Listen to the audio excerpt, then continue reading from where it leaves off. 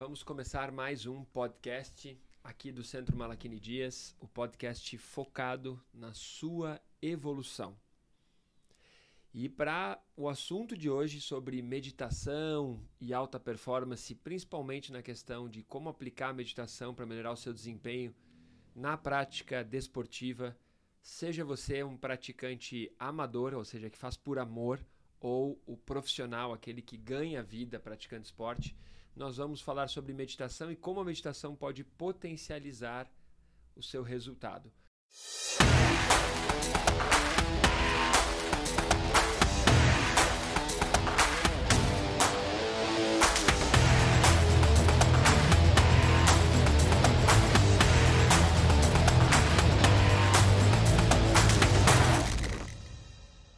Para isso, a banca de hoje aqui está composta pelo nosso queridíssimo Vilmar Duarte, nosso querido careca brilhante. Fala aí, Vilmes. É isso aí, pessoal, sejam muito bem-vindos. Hoje nós vamos rememorar lá nos primórdios da história do esporte, quando eu comecei a colocar na cabeça das pessoas que realmente era importante praticar isso.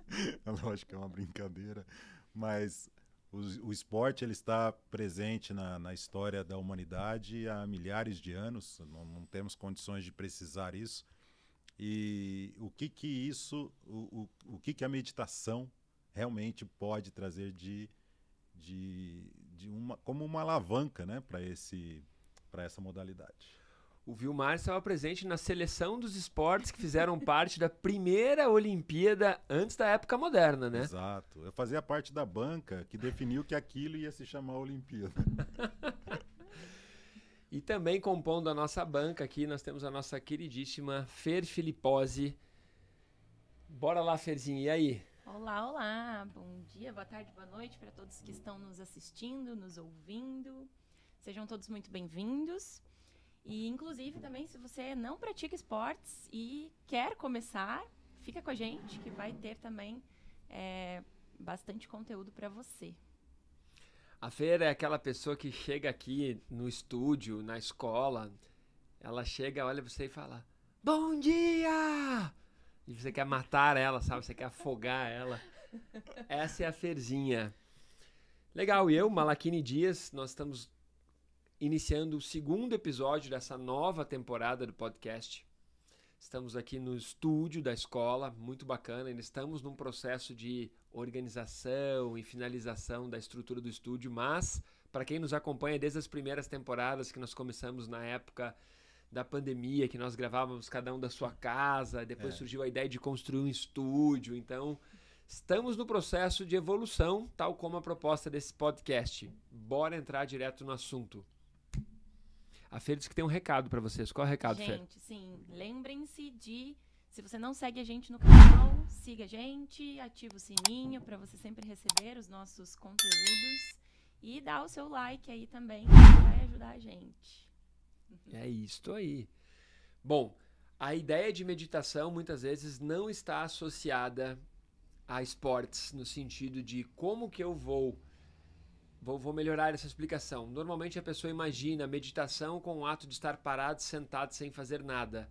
Então, quando nós falamos sobre esportes e meditação, nós temos que entender que vamos trabalhar dessas duas formas. A primeira é sim, eu vou treinar a meditação, mas a ideia é entrar em meditação durante a prática de esporte. Isto mesmo, rufem os tambores. Entrar em meditação durante a prática esportiva, é isso. Como será? Será que isso é possível? Nós vamos chegar lá em algum momento do podcast. É isso aí, a grande sacada do treinamento, de qualquer coisa que você faça, o próprio nome diz, é treinamento, né? Numa competição, o camarada ele vai treinar para competir. A competição, o que está valendo são alguns minutos, às vezes, de competição. Dependendo da competição, algumas horas. Eu vou trazer aqui uma sacada que o Matheus Evangelista, né, que ele é um nadador aí de águas abertas. São horas para fazer o percurso, né? São 30 quilômetros de nado. ou um maratonista, que às vezes o maratonista são 2 horas aí de maratona, um esportista aí de primeira linha, ele vai fazer um pouco menos. Então, como que isso daí traz resultado, como que a meditação pode trazer resultado, como o Malachini falou, a questão do treinamento e depois como você pode efetivamente entrar em meditação na hora da competição. Ou, pelo menos, utilizar todas as técnicas também de foco, de concentração durante a competição, né? Potencializando os resultados e a eficácia. Muito legal.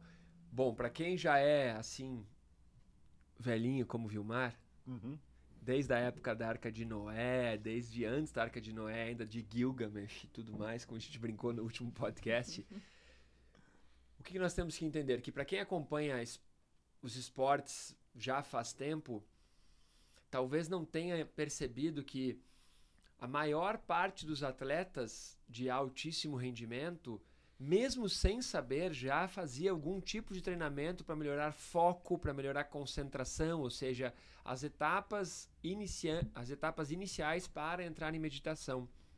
E para quem acompanhava ou acompanha a Fórmula 1 e chegou a ter a possibilidade de acompanhar a época do Senna, do Ayrton Senna e tudo mais, provavelmente vai lembrar de um episódio em que o Senna dá uma declaração de que ele estava fazendo o treino para marcar o tempo, para ir em busca da pole position, e ele, no treino, ele vai melhorando o tempo dele a cada volta, algo que é super difícil na Fórmula 1, e no momento ele entra no box e fica lá no carro por cerca de 1 hora, 2 horas, sem sair de dentro do carro. Quando o repórter vai perguntar para ele o que aconteceu, ele conta que ele estava numa outra dimensão, que ele estava num outro estado de consciência. E aí ele dá a declaração que eu acho a mais incrível de todas. Ele diz o seguinte, que ele, o carro e o asfalto, ou seja, a pista, eram uma única coisa. E por isso que ele estava conseguindo baixar o tempo a cada volta e melhorar e fazer os recordes. E o momento que ele se dá conta disso, que ele sai desse estado de consciência, ele sai desse estado de fluxo, esse estado de flow ou de meditação, ele se assusta. E daí ele vai pro boxe e fica lá para conseguir assimilar aquilo. E olha que interessante, então ele entrou num estado de meditação durante o ato de pilotar um carro de Fórmula 1 a mais de 300 km por hora. Uou! Loucura. E você achando que tem que ir para meditar, tem que ficar paradinho. Loucura. Mas o que é isso? Entra no ponto que o Vilmar falou antes. Ele treina aquilo há tanto tempo e ele precisa de tamanha concentração para mudar a marcha, para fazer a curva, para perceber todos os detalhes, que aquele estado de concentração que ele exigiu do aparato neuronal dele, do aparato físico, do aparato emocional, ele foi concentrando até entrar num estado de meditação.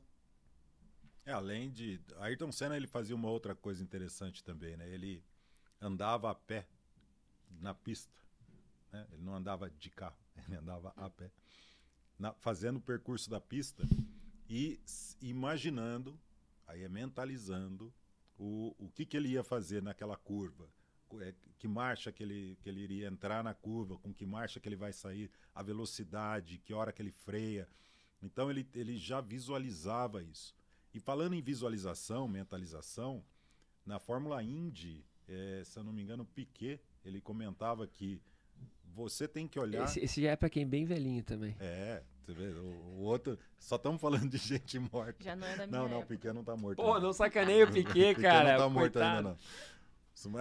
Mas ele falava assim, você tem que olhar para onde você está indo. Isso cabe para tua vida, né? Se você ficar olhando para o paredão, é para lá que você vai. Se olhar para os pneus, é para lá que você vai. Então, olhe para onde você tem que ir. Vou pegar essa parte aqui, antes da Fer falar, porque antes que eu esqueça e perca o fio da meada. O Vilmar deu o exemplo do Ayrton Senna andando, mas hoje, se você der um Google e pesquisar treino mental dos atletas de Fórmula 1, tem vários atletas que declaram e que fazem visualização da pista.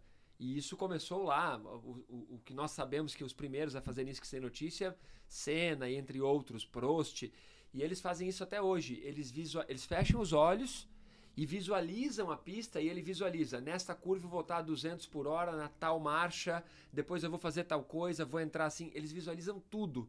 E tem um exercício muito legal, eu tenho TikTok e eu sigo os atletas e tudo, e aí eles mostram o seguinte, eles põem uma maquete da pista, uma maquete num tamanho reduzido, o atleta vai vendado, e ele pega na maquete, mas não é uma maquete da pista exatamente, é só o traçado, o desenho da pista. E ele põe a mão no traçado da pista e vai fazendo assim, e o atleta tem que dizer qual pista do circuito é. Olha. E é chocante, porque eles acertam todas, porque o cara já sabe que tem tal curva, que tem tal reta. Esse exercício que você pensa, mas é que ele é um atleta de ponta. Mas nós temos que aplicar isso para tudo na vida, para as coisas básicas. Nós, como atletas amadores, nós podemos também visualizar e mentalizar as manobras que queremos realizar no skate, a posição que queremos realizar na coreografia, como a Fer que está treinando para uma prova de coreografias aqui, para apresentar técnicas corporais. Isso que o Vilmar falou não é meditação, mas é treinamento de mentalização. Tudo aquilo que você fizer para treinar a sua mente vai viabilizar desenvolvimento de foco, viabilizando meditação. E vai potencializar os resultados, né, do próprio esporte ou da nossa vida no geral, né? Sinto que é um hábito que temos realmente que criar de mentalizações do rumo da nossa vida daí, no caso. O que a gente quer que aconteça e ir visualizando, né? Sempre. Enfim. A gente está falando com um tema voltado para esporte e lembrando que nem todo mundo que está nos ouvindo, nos assistindo, é esportista ou é atleta, né? E aí você fica pensando, mas por que eu tenho que guardar alguma coisa e saber de cor, né? Saber de coração o traçado da minha pista. Essa referência só o Vilmar podia dar, né? Vamos falar aí, né? Pegou de cor? Agora, no que você é bom, no que você é de ponta, né? E você, pensando nisso, no que você é de ponta, você mentalizar como você atinge o melhor resultado daquilo que você faz no seu dia a dia, utilizando essas técnicas que nós estamos mencionando. Eu tô rindo aqui porque eu me lembrei de um episódio daquele seriado Modern Family, em que o pai e a mãe estão tentando descobrir no que os filhos são bons, né? No que cada filho é bom. E aí eles vão percebendo assim, droga, nossos filhos não são bons em nada. Aí é um episódio que fala sobre isso, sobre tentar achar o ponto daquilo que você realmente é bom, daquilo que você realmente faria de cor ou de coração, como o Vilmar falou. E aí entra a importância de algo que a Fer citou no podcast passado, a importância do autoestudo, do autoconhecimento associado à meditação. Ferzinha, e aí, o que a gente pode falar sobre isso? Joguei a bola para você, hein? Lascou. Autoconhecimento, meditação. Bom, na verdade, o que eu tô querendo puxar aqui a linha é que para a meditação nós podemos entender o seguinte. Você comentou no início do podcast que mesmo quem não pratica esporte teria algo a aprender ou a aprofundar aqui. A meditação, ela é o principal veículo, a principal ferramenta para autoestudo e autoconhecimento. Isso é muito legal. Então, mas eu não pratico nenhum esporte. Será mesmo? Será que você não caminha na praia? Será que você não corre? Será que você, de repente, não joga beach tênis, alguma coisa? Por mais que você considere que você não é um atleta, ao praticar algum tipo de caminhada, você também está trabalhando a parte esportiva de uma forma mais amadora. É que hoje nós associamos esporte sempre a alto rendimento. Ou competições, né? Exato, ou competições. E existe essa desgraça, né? essa ditadura da alta performance, do alto desempenho, como se tudo você tivesse que performar muito bem. E perdemos a parte do coração, a parte de fazer por amor. Cara, não faz mal que você não vai performar bem em tudo, tá tudo bem. Ou que você é uma negação na área esportiva, não tem problema algum. A grande sacada do nosso podcast aqui é mostrar para você, primeiro, que meditação é uma coisa simples, viável.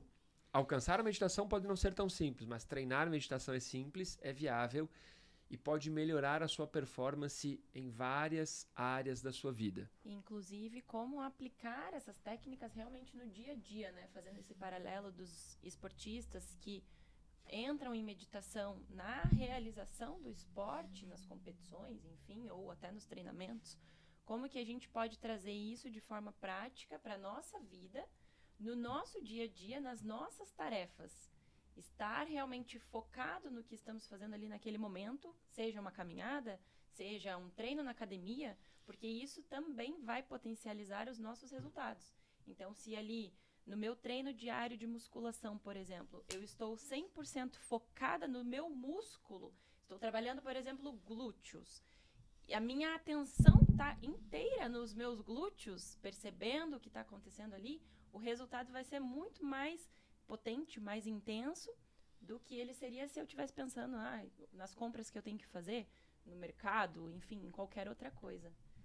E quando você estiver lá no mercado, foca naquilo que você precisa comprar, porque Exatamente. senão, se você deixar também no automático, você vai comprar um monte de besteira. E é verdade. Né? É isso. Não, você se dispersa das compras. Exato. Cara, adorei essa sacada da feira. Olha só, e do Vilmar. Então, quando você tá no mercado, você tá pensando, droga, tem que ir pra academia. Quando você tá na academia, você tá pensando, nossa, preciso comprar tal coisa.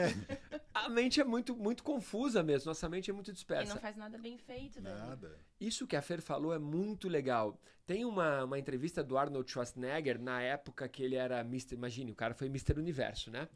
E aí ele dá uma entrevista dizendo que a diferença que ele via dele para os atletas é que quando ele estava treinando rosca direta para fazer bíceps, o único pensamento dele era no bíceps. Ele fazia rosca direta e aplicava o que o Vilmar comentou, mentalização. Ele visualizava o músculo dele, a performance que ele queria, o resultado que ele queria, o tamanho que ele queria. E hoje, o que a gente percebe na academia? A pessoa está na esteira com uma televisão ou com um monitor de 20 polegadas na frente e ela está correndo, mas ela está assistindo algo, ela está correndo e escutando um podcast. Tá tudo bem, tá? Se você quiser ir para a academia escutando nosso podcast. Porém, você vai estar sempre dividindo, dispersando energia. Olha a diferença. Você está andando na esteira e você está afim mesmo de assistir um programa e de se distrair. Tudo bem. Agora, se você está andando na esteira porque você quer uma performance, aí você, em vez de ligar o monitor, você vai se concentrar, vai trabalhar o foco. E aí, claro, põe uma música que te ajude a se concentrar, porque existe um estudo em que quando você atrela emoção ao que você está fazendo, aquilo para a sua estrutura neuronal, aquele registro é mais forte, tá? Então é muito bacana. Mas o exemplo que a Deu Fer é muito, muito foda, muito fantástico, da importância de você estar na academia focado, ou seja, treinando concentração. E olha que engraçado, como a gente também vai fazendo os ganchos de autoconhecimento, porque nos meus treinos da academia, eu comecei, para conseguir me concentrar melhor, tendo clareza do que eu realmente quero ali naquele momento, eu comecei a fechar os olhos em alguns momentos, justamente para evitar essas dispersões visuais de outras pessoas fazendo tal coisa. Comecei a fechar os olhos e nos primeiros momentos me vinha aquele sentimento de estranheza. Nossa, o que os outros vão pensar do que eu estou fazendo? E daí vem o autoconhecimento. Cara, dane-se o que os outros vão pensar. Eu estou muito clara de que o que eu quero naquele momento na academia é um resultado específico e eu estou buscando aquilo. Então, é muito legal a gente ir se autoconhecendo e tendo clareza mesmo do que a gente quer.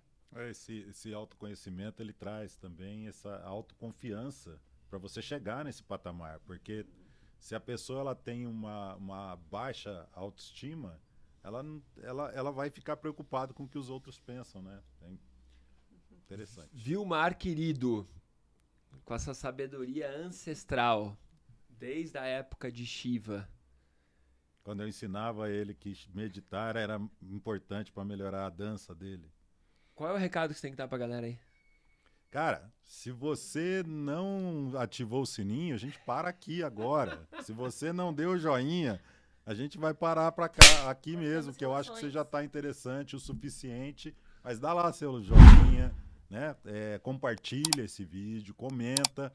Coloca lá nos comentários para que você utilizaria a meditação no seu dia a dia, se não for para esporte. E se for de esporte, se você tem alguma curiosidade para nos contar. E lembre que você pode acompanhar o nosso podcast pelo YouTube, mas também pelos aplicativos de áudio, como o Spotify, Apple Music, Deezer e assim por diante, tá? Semanalmente nós estamos publicando, então ative e compartilhe. Mas a pergunta que eu ia fazer era outra, Vilmar, na verdade. Você percebe que as pessoas, de alguma maneira, elas confundem o ato de estar concentradas ou o ato de atenção plena com o estágio seguinte, que é a meditação. Existe essa confusão? É tudo a mesma coisa? Como é que a gente ajuda quem está começando nesse processo de meditação? A pessoa está buscando em tudo. Imagine, ela entrou no YouTube, ela entrou em todos os livros, nas livrarias, foi naquela desgraça daquele setor de autoajuda, e ela fez uma barafunda. Como que a gente realmente pode dar um norte para quem está querendo começar na jornada da meditação? Olha, nós comentamos no podcast passado que existem 3 estágios, basicamente, assim, a grosso modo, 3 estágios. O primeiro estágio é a descontração mesmo, a abstração dos sentidos. Aí depois você entra num estado de concentração, que a abstração dos sentidos te permite. Porque imagina, você sentar para treinar a meditação, sendo que você está incomodado com alguma outra coisa, você não aquietou a mente, teu coração está acelerado, você acabou de chegar de um treino, vai sentar para meditar, o coração está em outra vibe, né? Seu sistema fisiológico está preparado para outra coisa. Então você faz um aquietamento, relaxa, tranquiliza, e aí depois você entra numa fase ativa de concentração. Depois que você permanecer em concentração e conseguir esse estado de concentração por tempo suficiente, que para cada pessoa é você atinge o estado de meditação. Ferzinha, vou jogar a bola para você de novo. Existe bastante confusão, só já. Vai. Existe sim. Estudando um pouco para gravar justamente esse podcast mais focado nos esportes, a gente até estava comentando antes da gravação que a gente foi percebendo que existem vários estudos sobre isso, mas boa parte dos estudos trata, como se fosse meditação, o fato do atleta fazer mindfulness, né? Os treinos de concentração, de abstração ou até mesmo de relaxamento e não efetivamente de meditação. E o mais legal é que esses estudos já demonstram muitos benefícios. Então imagine se o atleta consegue realmente entrar em meditação. Uou, né? Legal, esse era o ponto que eu ia te perguntar mesmo, que a gente estava fazendo uma reunião no início aqui do podcast e você comentou que nas suas pesquisas e mais no seu tempo de práticas e tudo, você percebeu que as pessoas confundem muito relaxamento com meditação. Aprofunda um pouco isso aí. Qual é a grande diferença? Existe muita diferença, né? Relaxamento pode ser um treino mais físico, de relaxamento do corpo mesmo, para aliviar as tensões. Pode ser até um relaxamento mental também, para dar um certo alívio para a mente, mas não necessariamente isso seja um treino de meditação. Treinar meditação é justamente nessa linha do que a gente já vem falando, né? Primeiro, um treino de concentração mais focado, com foco em algo específico, algum objeto, algum esporte que seja, né? No ato que você está realmente exercendo. Isso seria um treino de concentração que vai possibilitar, de fato, entrar em meditação. Um momento em que a mente realmente abstrai de todo o resto e fica extremamente focada somente naquilo. E isso é muito diferente de um relaxamento. E talvez alguns atletas, alguns atletas até entram no estado de meditação, como você citou, Ayrton Senna, né? E como é que você pode saber que você entrou no estado de meditação, né? Essa é uma curiosidade aí que para alguns é uma dica, e se você perceber isso, talvez isso não seja o estado de meditação propriamente dito, né? Uma pegadinha. Mas um grande sinal que você está meditando é quando o objeto observado, o ato de observar e você se funde numa coisa só. Como o Ayrton Senna, ele imaginando a pista ou ele correndo já, e o carro, a pista e ele se torna uma coisa só. É como se o carro fosse a extensão do seu corpo e como se a pista fosse uma extensão do carro. Vai? Inclusive, a noção de tempo também se altera, né? Totalmente. O nosso professor De Rose, sempre cita esse exemplo de que se você está em dúvida se foi uma meditação ou não foi, analise o tempo em que você passou nesse estado que você acha que foi meditação ou não. Se o tempo que você olhou no relógio foi, por exemplo, 10 minutos, e você teve a sensação de que você ficou ali 1 minuto, mas passaram 10 minutos, é porque alguma coisa está errada. Isso não foi meditação, o seu tempo se reduziu. Se você ficou ali 10 minutos, mas você teve a sensação de que a sua experiência foi de, nossa, 1 hora, então o seu tempo se ampliou. E isso sim é um indício de que houve mesmo uma meditação, uma expansão do seu tempo. Muito legal.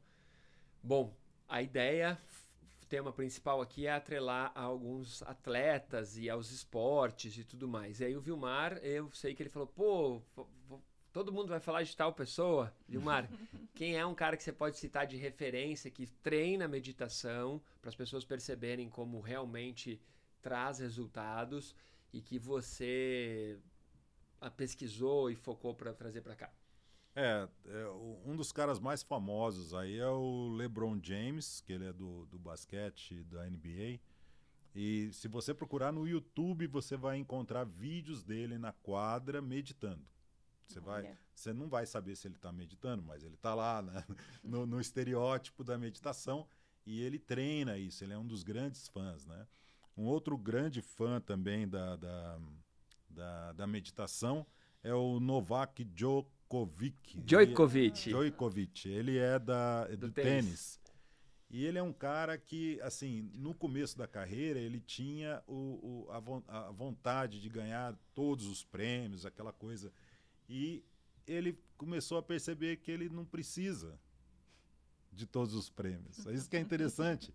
Então, a meditação trouxe para ele uma tranquilidade, um desapego, aquela necessidade, aquela euforia que os novatos têm.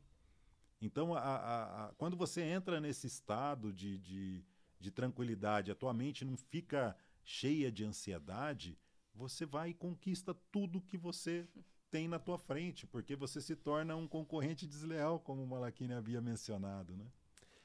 Cara, muito legal. Pô, não era muito fã de tênis, achava um esporte parado. Daí eu li o livro do Federer, que é um dos maiores campeões de todos os tempos do tênis, e me apaixonei pelo tênis. Hoje eu assisto, tá rolando agora, nesse momento que nós estamos gravando, não no momento que vai ao ar, tá? Mas no momento que nós estamos gravando, o podcast está tendo Roland Garros, que fez com que o tênis ficasse bem conhecido no Brasil por causa do Guga. Ontem um brasileiro repetiu o feito do Guga. Olha. Ele, tal como o Guga, foi, na verdade, além do Guga, só esse brasileiro que já ganhou do top 2 do mundo em Roland Garros. Ontem ele tirou o Medvedev da competição, que tira o cara que ia ganhar a competição. E esse brasileiro foi lá e num jogo dificílimo de 5 sets ganhou, fiquei muito feliz. Uau. Incrível.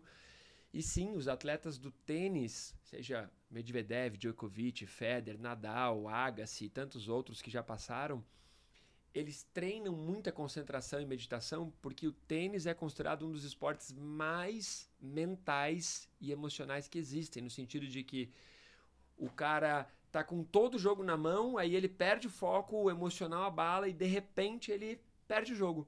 Tem um livro muito bacana chamado O Jogo Interior do Tênis, escrito por um dos principais treinadores de tênis do mundo. E esse cara, ele comenta o tempo todo que o atleta do tênis, o tempo todo ele tá lutando contra ele mesmo. Tem o ele vencedor e o ele perdedor dentro da cabeça. E o tempo todo é essa luta. E nós somos assim, né? O tempo todo. Nós temos, Jung chamou de um sábio, né? O cara que era você tem um outro personagem interno. Um sábio hindu, me fugiu o nome dele, depois eu pesquiso, a gente coloca aqui nas referências. Ele colocava como o guerreiro. E a gente vai percebendo que o tempo todo a nossa mente, nós sempre estamos conversando, né? Tem um outro personagem aqui dentro. Então, quando você começa a treinar meditação, você começa a perceber que esses dois personagens, eles param de se atritar e como se eles fossem entrar num acordo para que você, vamos para cá, nessa direção. Achei massa o exemplo do Djokovic. E você, de atletas, o que você sabe de atletas que treinam, que meditam ou que... Alguns atletas brasileiros declararam oficialmente que praticam meditação. Até anotei aqui nas minhas... Vai, busca cola. Nas minhas colinhas. alguns do vôlei, como, por exemplo, Bruninho e Carol Gataz, já declararam que praticam meditação. Maíra Guiar do judô também, Marcos da Almeida, tiro com arco, também são atletas brasileiros que então já treinam técnicas de meditação e colhem os benefícios disso. Como é o nome da nossa atleta do pentátulo que está indo para as próximas Olimpíadas e que pratica The Rose Method, pratica numa das nossas escolas aqui de Curitiba, e ela é do pentátulo e ela treina meditação. E é muito legal, nós fomos comer um cachorro-quente com ela há pouco tempo e ela contando das dificuldades do pentátulo e a gente assim, caracas, quais esportes muito estão difícil no pentátulo, né? O que tem no pentátulo?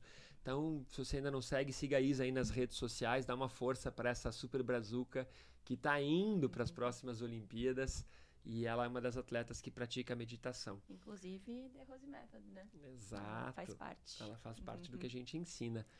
E eu acho legal fazer também, aproveitando o que você estava falando, Malachini, do tênis, desse duelo mental, que eu estava vendo um estudo que justamente diz que atletas de esportes individuais, eles tendem a ter mais estresse e mais ansiedade do que atletas de esportes coletivos, porque isso acaba, de certa forma, se dissolvendo entre o grupo e a pressão não fica toda sobre um único indivíduo. Então, se você pratica esportes, algum tipo de modalidade individual, os benefícios da meditação podem ser ainda mais potentes. Olha que interessante isso. O Federer, que é um dos principais ganhadores de torneios de Grand Slam do mundo, então se você não sabe nada de tênis, Federer é um dos maiores jogadores da história. Ele, o Nadal e o Djokovic são os que mais ganharam Grand Slams na história. A Serena Williams mais ainda, tá? É incrível porque a gente fala dos homens, mas a Serena Williams os recordes dela são absurdos, assim. E o Federer, ele gostava muito de jogar futebol. E aí ele declara no livro que ele escolheu jogar tênis porque ele queria um esporte que dependesse exclusivamente dele. Que os resultados dependessem, não ter quem culpar. Porque quando você está num esporte de equipe, se a equipe está entrosada, puxa, os resultados vão ser fantásticos, mas num esporte coletivo não adianta você ter um mágico, um super-humano, se toda a equipe não estiver junto. Então é muito bacana, tanto que quando a equipe, geralmente os esportes coletivos, quando conquistam algo, é porque, claro, tem as estrelas, mas a equipe toda está entrosada. E aí existe um estudo muito bacana de meditação em grupo, em que quando as pessoas convivem muito, treinam muito junto, elas praticam muito, você não precisa... Você pensou... Vamos colocar um exemplo de futebol. O atleta está com a bola no pé. Ele pensou em passar a bola para o outro jogador já está lá esperando a bola. É um tipo... E é muito bacana porque cirurgiões também declaram isso. Quando a equipe de cirurgião ela é muito conectada, ela está muito em sintonia, o cirurgião nem precisa solicitar um instrumento que o instrumentista já sabe, já está ali. Entra num tipo de meditação de grupo, é muito legal. Existe uma pesquisa realizada pelo Mihaly, que é um dos principais, já faleceu recentemente. O Mihaly, ele é um psicólogo do alto desempenho humano, de felicidade e alto desempenho humano, e ele fez essa pesquisa com atletas, mas também com cirurgiões, e ele percebeu que existe sim essa meditação de grupo, o que é muito bacana. No futebol a gente vê isso, e ele traz uma outra área, né? Médicos, que a gente nem pensa nisso, mas nós vemos isso em equipes de alta performance, né? Uma empresa, de repente, está indo, nós aqui, né? Uma equipe que começa a ter muito resultado, está indo muito bem, porque está todo mundo muito sintonizado. E aí eu tenho um aluno que é o Dr. Marlos, já gravou um podcast nosso e um outro dele aqui no estúdio, e ele comenta isso, que sim, que existe isso numa equipe de cirurgiões. É muito legal, é muito bacana o quanto nós podemos ir expandindo. Inclusive, rapidão, só fazendo uma observação, como o papel também nesses esportes de grupo, como o papel do treinador é importante, né?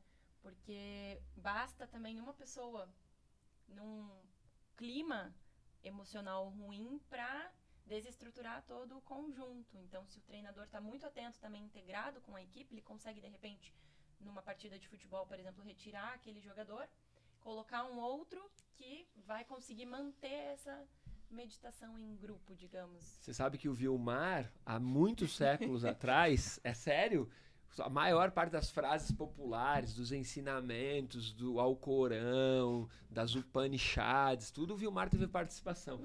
O Vilmar disse isso num ditado popular que dizia assim: uma única laranja podre estraga o cesto, não é isso, Vilmar? Verdade. Tudo era observação, né? Era observação. Então, mas Observação é verdade. da natureza, Da né? natureza, exato. Muito legal. Mas olha, eu gosto muito de esportes. Eu sou realmente apaixonado por esportes. As coisas que mais gosto de fazer estão associadas ao esporte, tanto que eu comecei a praticar Swastika Yoga, eu comecei a praticar The Rose Method para melhorar a minha performance no surf. E eu não sabia que a meditação iria me ajudar a surfar melhor, porque o que eu queria era apenas capacidade pulmonar e talvez mais flexibilidade. E hoje eu percebo que, primeiro, a respiração, porque ela é uma das principais válvulas de gerenciamento das emoções, né? E depois, a meditação, porque a meditação, ela traz clareza para aquilo que você está fazendo. No livro 21 Lições do Século XXI, do Harari, nos últimos capítulos, numa das últimas partes, ele fala só sobre meditação. Tem um capítulo que ele fala sobre meditação. E ele diz algo muito incrível, que ele diz assim: nesses tempos de excesso de informação, de excesso de fake news, de toda essa quase infoxicação, né, que é uma intoxicação de tanta informação, quem tem clareza mental tem poder. Essa é a frase que ele usa: quem tem clareza mental tem poder. Então, meditação traz poder. Mas o atleta que eu queria citar aqui é um cara que a maior parte não conhece, porque ele não está mais tão no auge, mas chama-se Danny Way. Danny Way é um dos maiores skatistas de todos os tempos, o cara que inventou aí a mega rampa, que é o salto de uma pista enorme. Hoje o skate está nas Olimpíadas, muito tem a ver com Danny Way, que entre outras coisas revolucionou o esporte, e ele dá uma declaração muito legal, que ele diz assim, que toda vez que ele está realizando uma manobra que é considerada impossível, ou que ele está colocando, que as pessoas falam que é a vida em risco, e ele realiza aquela manobra, ele dá a declaração que naquele momento ele tá é como se ele tivesse, que ele está em meditação. Esse cara, depois dá um Google aí, por que eu falo Google? Porque hoje é a fonte de busca de todo mundo, né? Mas esse cara realizou um feito que foi saltar a muralha da China num skate. Ele atravessou a muralha da China, a largura da muralha da China, num skate. Então ele montou uma mega rampa. Eu tenho um vídeo gravado no meu canal do YouTube só sobre isso. Só sobre esse episódio. Então vai lá e busca Malaquini Dias, Danny Way, muralha da China, algo assim. Mas eu quero resumir a história. Ele saltou a muralha da China de um lado ao outro num skate e detalhes, ele no primeiro salto que ele tentou, ele não conseguiu, ele caiu, ele rompeu alguns ligamentos, machucou o joelho, foi pro hospital, fugiu do hospital, o dia seguinte ele foi lá e saltou. De tão obstinado que o cara era. Eu tô resumindo a história aqui, tá? Ele saltou a muralha da China num skate com o tornozelo machucado, alguns ligamentos machucados do pé e tudo mais. E a declaração dele é que naquele momento ele entra em meditação. E é isso que eu queria trazer para você entender, que a meditação ela começa no que o Vilmar falou lá no início do podcast. Você precisa de treinamento, você precisa colocar aquilo na sua rotina. Para quê? Para que no momento em que realmente você entre num patamar de concentração profunda, cozinhando, escrevendo, dirigindo, pedalando, jogando futebol, surfando, transando, qualquer coisa que esteja fazendo, que a sua concentração, que o seu foco seja realmente ali, naquilo, no agora, nada mais te atrapalhe, ali você tem uma possibilidade muito grande de entrar em meditação. Talvez você nem perceba, mas quando você está performando no mais alto nível, você está em meditação. Eu costumava dizer em alguns vídeos antigamente, em algumas aulas, que nós podemos traduzir a mais alta performance, ou seja, quando você está no mais alto desempenho do seu cérebro, você está em meditação. É como se a meditação ou a alta performance neuronal fosse a assinatura da meditação. Isso foi legal, hein? Bacana, hein? Ainda bem que está gravado. Tem uma outra atleta que ela chama a meditação como a arma secreta, que é a Colin Gigley, que é uma atleta olímpica, também estávamos falando de Olimpíadas. Ela diz que é uma arma secreta, porque quem não medita está em defasagem, tá bem atrás. Porque todo mundo que está ali na competição olímpica o cara já é de alta performance, o cara já tem os indicadores, né? Ele já tem a velocidade, ele já tem a mira, ele já alcançou o patamar básico para ele entrar para estar lá na competição. E você mencionava o Nadal, se eu não me engano, não, Nadal não, de natação. Vou fazer de assim, natação. Michael Phelps. O Phelps. Que é a hora que ele está lá, na hora dele pular para a água. Ele olha para um lado, é só fera. Ele olha para o outro, é só fera. Então ele fala assim, cara, eu já fiz tudo o que precisava. Eu já treinei minha meditação, eu já treinei a natação, eu tenho um histórico de treinamentos, né? O Malachini falou de acrescentar isso na rotina. Acrescente a meditação na sua rotina de treinamento, tal qual você utiliza a tua rotina de treinamento físico. Então, não utilize só para o treinamento físico, coloque na sua rotina o treinamento de meditação também. Vamos gravar um próximo episódio, não precisa ser o próximo, mas um episódio falando sobre visualização. Sim. Pra gente ensinar as pessoas a visualizar, Legal, a mentalizar, porque o que você contou do Phelps, a história dele é que ele, antes de pular para a piscina, ele repassa mentalmente tudo, os 4 anos, na verdade a declaração dele que foram 5 anos, os 5 anos de rotina e treino, e ele visualiza aquilo e ele percebe que ele não furou nada de todo o compromisso, 5 anos de dedicação absoluta. E aí ele fala, bom, agora não tem mais o que fazer, é pular na água e nadar. E aí ele é até hoje o maior medalhista de todos os tempos, né? É incrível. Pra gente caminhar pro final, pro encerramento do podcast, no meu canal do YouTube tem alguns vídeos ensinando você a meditar, ensinando você a praticar o que a gente falou aqui. Entra lá, pratique. Eu tenho desde ensinamentos de 15 minutos a 20 minutos, como de menos tempo ainda. E também, pegando a referência que a Fer colocou, o professor De Rose, no Spotify, entra no perfil do De Rose e lá tem um álbum chamado Prática Básica. E aí você pode fazer a aula completa ou ir só na última faixa, que é a faixa da meditação. E aí você faz lá. São 3 minutos de exercício de meditação, tá? É muito bacana. Vale a pena mesmo. Fora isso, já, primeira coisa, compartilha, curte, aperta o sininho, marca a gente. Mas no meu perfil do Insta, se você rolar para baixo o feed, vai buscar. Eu tenho, se eu não me engano, 10 ou 20, talvez 30 lives gravadas sobre meditação com professores, mestres e especialistas em meditação. Então lá tem um conteúdo riquíssimo. Vou até repostar algumas coisas, fica o compromisso público aqui, mas você já pode buscar, porque lá, por exemplo, tem o mestre Edgardo Caramella ensinando coisas de meditação, tem professor Rick Poli, tem um monte. Então fica essa dica. Aproveita, inclusive, se você não segue a gente no Instagram também, @ferfilipose, @malachinidias. @malachini.dias e @vduartepro. vduartepro. Galerinha, tem algo muito legal sobre meditação que eu queria compartilhar com vocês. Você tem que pensar que para começar a meditar você precisa só se observar. O primeiro passo da meditação é o autoestudo. Então, se você simplesmente se observar, você já está iniciando o processo, o treinamento. Uma dica é, presta atenção, como o Vilmar falou, em como você está respirando. Quantos segundos você acha que você consegue ficar de vigia na respiração, percebendo o ar entrar e o ar sair? Tenta fazer isso. Quantos segundos você acha que você consegue ficar de vigia na sua respiração sem se distrair, sem dispersar? Imagine que é como um vigia mesmo, está tendo que vigiar algo. Quantos segundos você acha que você consegue ficar sem a mente logo elaborar pensamentos, lembranças, projetos, dúvidas, questionamentos, reclamações? Quantos segundos? Eu diria que quem nunca praticou seria o tempo de uma inspiração, no máximo. Você inspira, fala, nossa, o ar tá entrando. Aí você inspira e fala, olha, gelado, o ar tá saindo quentinho. O ar tá entrando, tá saindo quentinho. O que eu vou comprar? O que eu vou fazer? Você já se distraiu. Como tá frio lá fora. Tá, então a meditação, ela é difícil, tá? Vou ser sincero, não é fácil, é difícil. Mas ao mesmo tempo é plenamente viável, é plenamente fácil de você alcançar desde que você comece, criatura. O ponto principal para você aprender a falar francês é começar. Depois a continuidade, é óbvio, né? Mas tem que começar a querer, a treinar. Uma coisa que eu já escutei sobre meditação...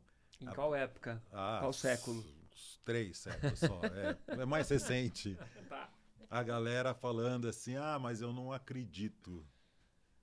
Ô, criatura, acreditar não está em pauta.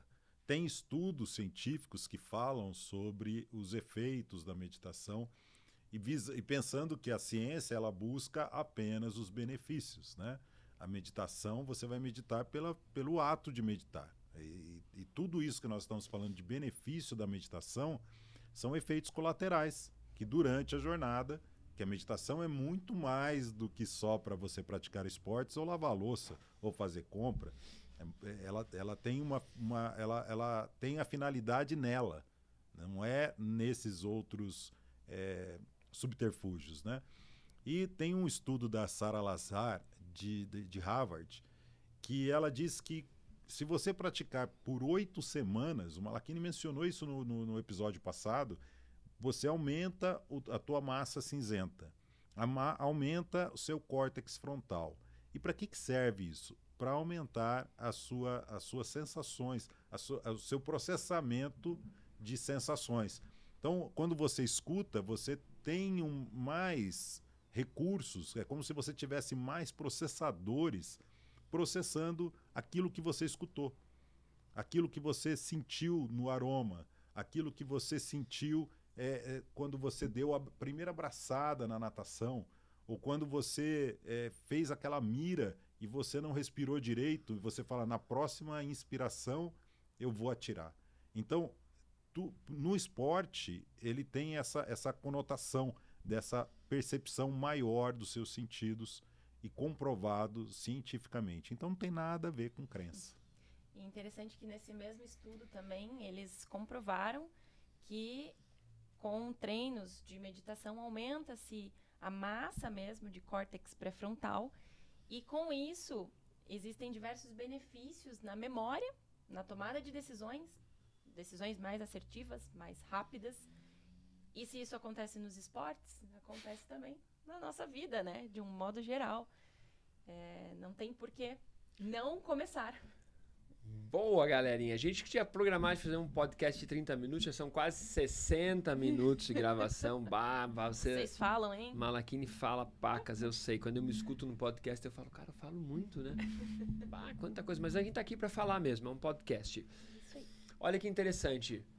Se quando você faz meditação, você estimula e aumenta o córtex pré-frontal, porque o córtex pré-frontal é o que vai ajudar você a tomar decisões mais assertivas na vida, o oposto é interessante de você perceber, mas será que isso é real mesmo? Quando você bebe, criatura, beber já era, né? Pô, recentemente a Organização Mundial de Saúde fez uma postagem, um artigo científico declarando e comprovando que já não há mais nenhum grau, ou seja, de consumo de álcool considerado saudável. Até pouco tempo eles ainda permitiam uma certa quantidade de consumo de álcool semanal como saudável. Hoje a Organização Mundial de Saúde já fez algumas publicações em artigos científicos dizendo que não existe. E por que eu estou citando isso? Porque quando você bebe, o que você faz quando você bebe?